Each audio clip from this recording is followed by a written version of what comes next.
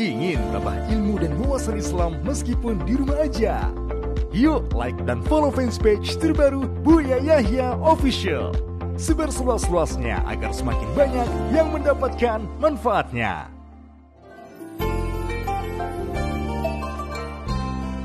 Assalamualaikum. Waalaikumsalam warahmatullahi wabarakatuh. Baik, kita selawat terlebih dahulu. Allahumma salli ala Sayyidina Muhammad wa ala ali Sayyidina Muhammad. Dari Bapak siapa, dari mana? Saya dengan hamba Allah dari Cianjur. Baik, Bapak bisa bertanya langsung kepada Buya. Assalamualaikum Buya. Izin bertanya. Assalamualaikum. Terlebih dahulu alhamdulillah ya, bersyukur bisa terus menyimak kajian-kajian dari Buya. Mudah-mudahan Buya sehat walafiat, panjang umur, keluarga al-bahjah, semuanya diberikan kesehatan oleh Allah SWT dalam meneruskan perjuangan Rasulullah SAW. Baik Buya, yang kami tanyakan ini yang merebak saat ini mengenai transaksi di jual beli online. Ada satu transaksi namanya pay letter atau transaksi online yang bayarnya ditangguhkan. Gimana? Namun yang apa yang ditangguhkan? Bayarnya ditangguhkan. Ya, kan ada 3 kategori pembayaran. Yang pertama bayar dulu baru dikirim barangnya. Kemudian yang kedua barang tiba baru dibayar. Nah yang ketiga ada pembayaran yang ditangguhkan. Biasanya minimalnya 1 bulan. Namun dalam transaksi yang poin ketiga itu yang ditangguhkan ada beberapa syarat dan ketentuan, diantaranya ditangguhkan pembayarannya namun ada biaya penanganan jika 1 bulan pembayaran penanganannya sekian persen. Kemudian ketika lebih dari 1 bulan ada bunga sekian persen, dan ketika ada keterlambatan pembayaran itu juga ada bunga penambahan dari pembayaran tersebut. Nah pertanyaannya, apakah transaksi tersebut benar atau tidak, karena hal tersebut sudah menyebar di masyarakat saat ini yang banyak menggunakan transaksi online. Baik. Syukran Buya. Assalamualaikum warahmatullahi wabarakatuh. Assalamualaikum warahmatullahi wabarakatuh.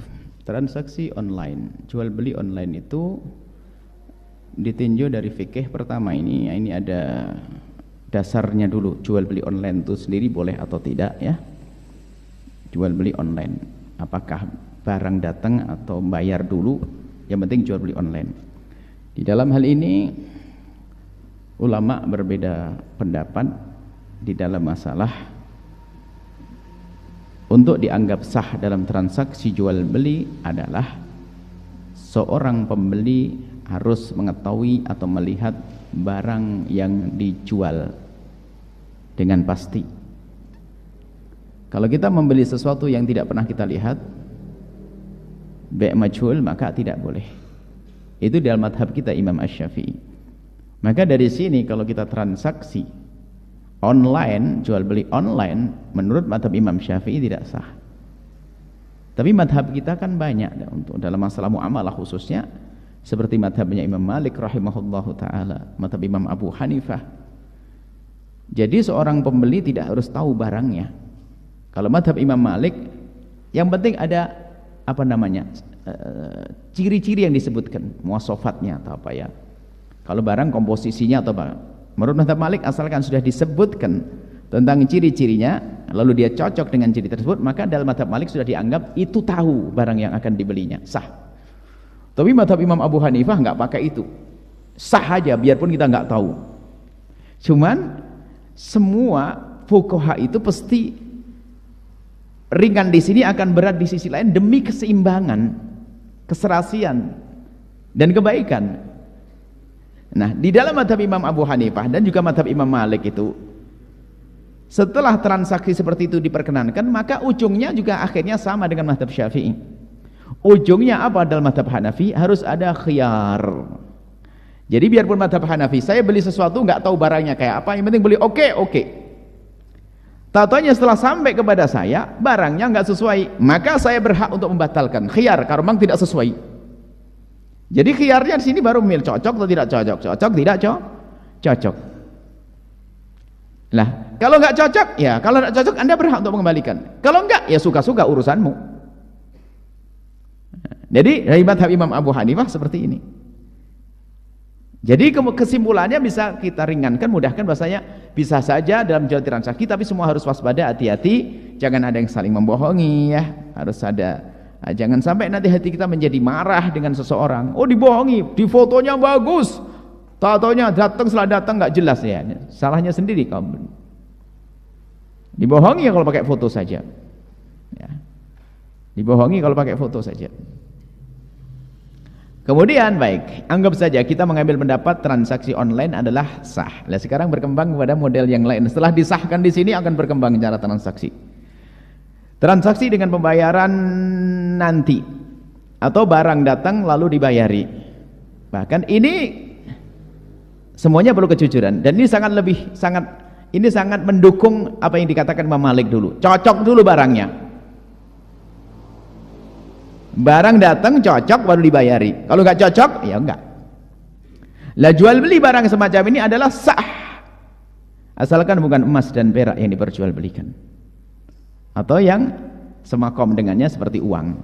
Jadi jual beli emas dan perak nggak boleh, karena jual beli emas dan perak di samping transaksi harus kontan, penyerahannya harus seketika itu juga. Tapi kalau menerima barang dulu kemudian bayarnya nanti, nggak sah kalau emas dan perak, masuknya riba. Baik. Kemudian ada lanjutannya, model yang lain lagi adalah bayarnya boleh bulan depan.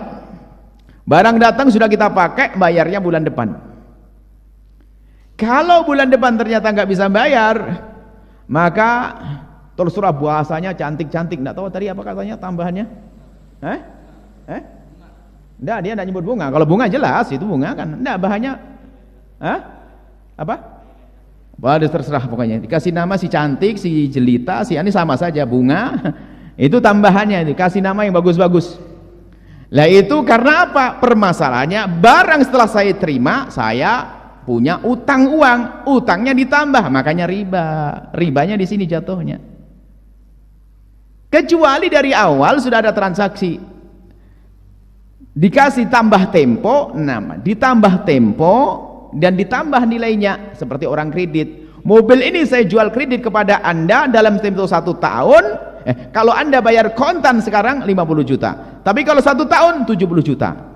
Ini dalam penawaran. Lalu Anda mengambil, saya bayar 1 tahun, kemudian setelah 1 tahun 70 juta.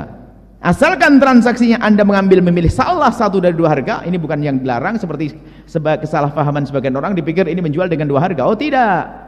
Kalau saya menawarkan barang saja saya dengan 5 harga, kemudian kesepakatannya 1, ini jual beli dengan 1 harga. Contoh, kalau kredit 1 tahun 70 juta, 2 tahun 80 juta, 3 tahun 90 juta, 4 tahun terus. Pilih mana? 1. Saya yang 5 tahun 100 juta. Oke. Pilih, berarti transaksi 1 harga, bukan dengan 5 harga itu. Nah, kalau begini, kalau misalnya ada transaksi tempo itu tambah, kemudian dari awal sudah disepakati, tidak disebut riba. Misalnya tadi sudah bayarnya 2 bulan deh, cuman kalau bayar 2 bulan harganya beda dari awal transaksi. Berapa? Kalau kamu bayar sekarang harganya adalah 100.000. Kalau 2 bulan 250. 3 bulan 300. Wah, kalau sekarang nggak punya duit 3 bulan aja deh, karena kalau saya bisnis kan kayaknya jalan ini. Oke, saya ngambil yang berarti kayak bayarnya nanti saya mensepakati harga 300.000 tapi 3 bulan. Tapi kalau kesepakatan harganya sudah oke dari awal, bayarnya bulan depan, tak taunya di bulan depan itu kok nggak bisa bayar, tak taunya kemudian kasih tambahan, itu riba. Dari ungkapan pertanyaan terakhir, dan ini adalah bisnis yang sudah banyak tersebar. Jawabannya sederhana, Anda orang beriman bisa memilih cara bisnis yang benar kok. Kenapa harus mengambil yang nggak benar? Kan masih ada cara yang lain. Kecuali Anda dimasuki tamak, hawa nafsu, pengen segera untung dan sebagainya, Anda masuk malah tidak berkah. Selagi tidak boleh, masih ada cara yang lain lagi. Kecuali seluruh dunia nggak mau diketahui jalan cara itu, baru Anda bab darurat itu. Masih banyak cara bisnis yang lain. Jangan memaksakan dengan cara jual beli yang ternyata di dalamnya ada keharaman, apalagi di situ ada riba. Maka hati-hati kalau riba. Ngajak perang dengan Allah, perang kok dengan Allah, hancur orang itu. Seperti itu ya. Semoga Allah memberikan pemahaman kepada kita yang pernah berurusan dengan transaksi semacam itu, segera bisa menarik diri dan tobat, berganti dengan transaksi yang indah. Nah, kalau sudah punya niat begitu, ya sudah. Berarti Anda itu niat melarat betul. Maksudnya begini, ya sudah saya bayar bulan depan. Kalau nggak bisa gimana? Ya nggak apa-apa ditambah. Oke lah. Berarti Anda niat nggak bisa bayar. Kalau saya pengen kontan begitu. Ya Allah berikan saya punya duit bisa bayar kontan begitu. Jangan niat menjadi orang punya utang. Baik, yang jelas kalau ada tambahannya setelah itu hukumnya riba. Karena dia menambah hutangnya.